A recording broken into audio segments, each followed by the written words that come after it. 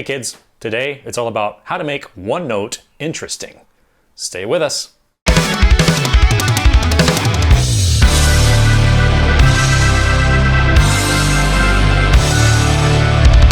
Let's take a look at a couple different ways of making one note interesting. We will cover vibrato, bending, special cases for the high E string, lower neighbors, trills, dead rakes, slides, a little floating trim stuff, and pinch harmonics. First, let's start with vibrato. This is a big topic. This is a big deal. The number one thing that I see most students doing is they have one speed for vibrato and it's fast, too fast. So when you're considering vibrato, speed and width are what you want to be thinking about. So we can have it very wide and very fast. It could be wide but slow. It could be narrow and fast. Or it could be narrow and slow. Very subtle. So the idea here is you want to match the level of drama that is taking place in the song. So if it's a slow ballad and you need it to be very subtle, you're going to want to go for a not so wide, not so fast vibrato. If it's a really fast song, it's really intense, you're going to want to make your vibrato quicker and wider and try to match the drama.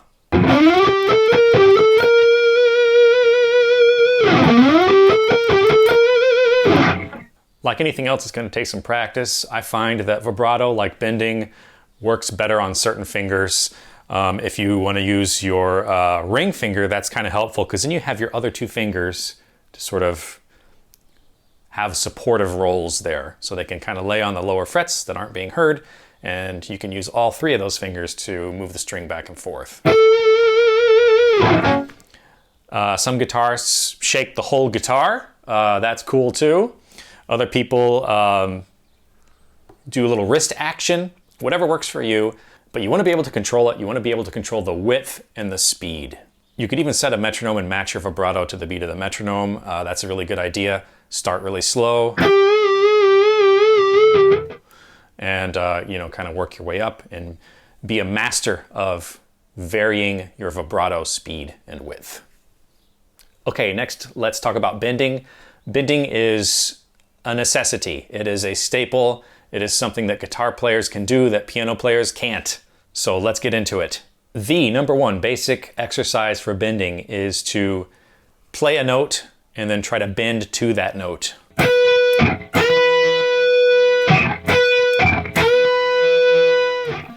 Try to get that pitch dead on. The other thing you're going to want to do here is, just like with the vibrato, have your fingers working on a buddy system. So bending with your ring finger is a lot easier than bending with your index, because your ring finger, you can have your middle and your index helping behind it there, helping to push the string. So really all three fingers are working at once to bend the string. Much easier than, say, just having your index on there and trying to bend with just your index. It's not fun times. The other thing you're going to need to know about bending is what note are you bending to? So this is going to come down to you knowing your scales and knowing where you are on the fretboard. Typically, you're going to want to bend to what we would call a guide tone. So whatever chord you're soloing over, this is going to be your root, third, fifth notes that sound important to that chord, okay? You want to be bending to a good note, a hip note, a beautiful note, a nice note. Not to some weird sort of, note that's not going to support your soloing narrative. So you got to know your scales.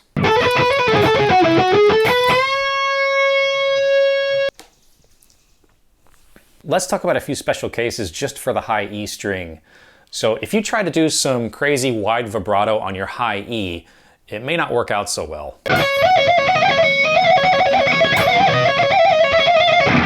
It's going to depend a little bit on the width of your fretboard, but you can hear that I am bending off of my fretboard, which is cool too, but might not be what you're looking for. So the trick to getting good vibrato on your high E string is you pretty much have to bend first. So if we wanted to do vibrato on our 12th fret, you're going to want to bend at least a half step lower than that, so you have room to vibrato your string back and forth. You could always do the whole step bend too if you want. It doesn't really matter. It's whatever you're comfortable with. The whole step bend, it's going to be a little harder to do that vibrato, but you know, it's a case-by-case kind of deal. Another great thing that you can do on the high E string are the Hendrix Bins. So a Hendrix bend, you're going to find your note. Let's go for the high E again. And then you're going to go down to your B string and go 1, 2, 3 frets up. And you're going to bend your B string, but keep your high E here articulated. So you start out with this. And then you're going to bend your B string up to match that high E.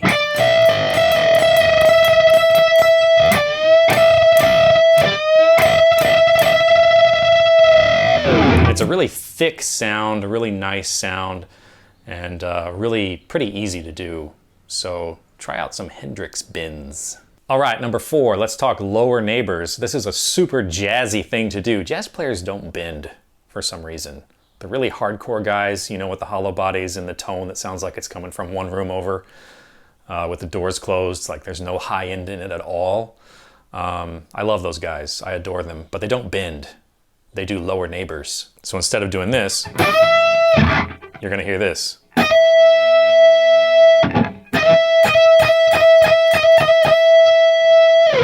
With obviously a lot less distortion. Your lower neighbor can be a half step or a whole step. You're gonna wanna kind of pay attention to the scale you're in.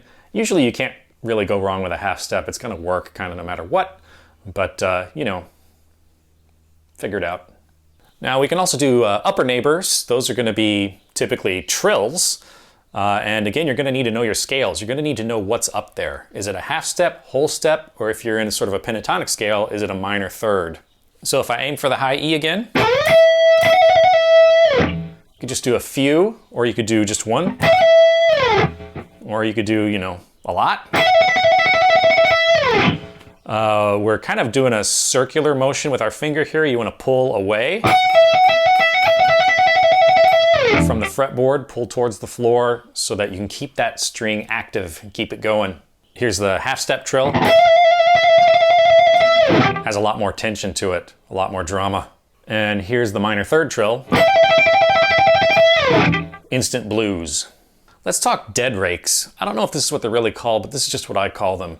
It's when we're aiming for really high drama on our, it doesn't really matter what string it's on, but basically what you're doing here is you're going to bend a note, and before you hit that note, you're gonna rake across your dead strings, and I'm muting them with my palm here. So you wanna get a good dead rake before you hit the last string there in the bunch, which you're gonna let sing freely.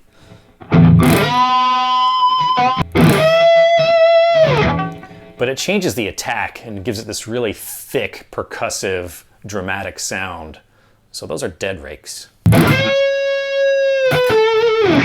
Slides. Slides can come from below or they can come from above. You're gonna wanna just do this. It's just gonna add so much to your playing and so much to your soloing. Slide into your notes. I would say probably 70% of them are gonna be from below, and you know, part of that time, 30%, you could come from above if you want. Just to be awesome. Okay, floating trim stuff. I don't have a floating trim. Not that I don't like them, but I like retuning my guitars a lot, and floating trims are not really good for that. So I do have a whammy pedal here on the floor, which I enjoy. It is set to change the pitch down by 2 octaves, which is enough to be sort of a fake trim.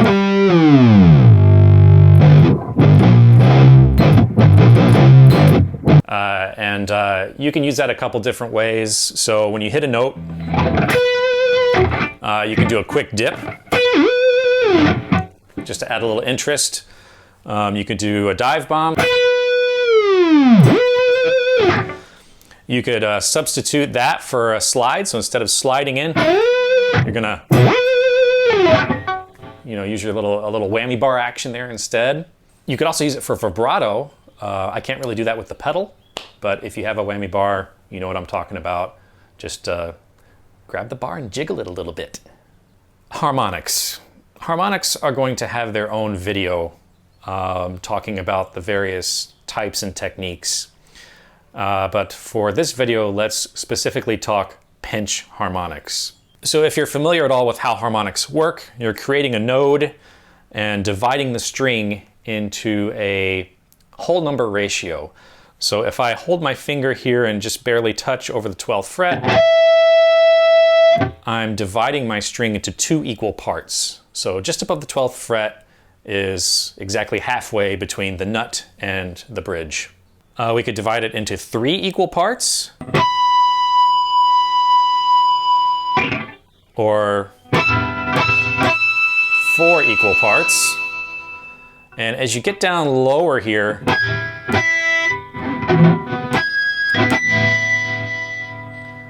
you're dividing it into more and more equal parts and getting a higher and higher harmonic.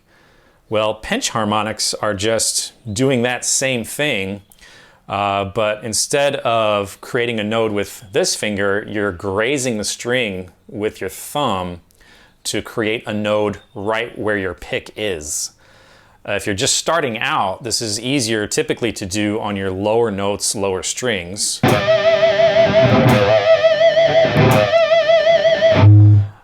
And a fair amount of vibrato is going to go a long way here. You'll notice if I move my thumb this way or this way, I can get different notes. I think a lot of guitar players just kind of do the technique and hope for the best. That's what I do. But if you're hitting a note and sustaining it for a while, you can try it and just kind of see what happens. You could throw in a little whammy bar action there, just to add a little interest. A word of caution with the pinch harmonics. A little goes a long way. Don't overdo it, or it'll just sound a little weird.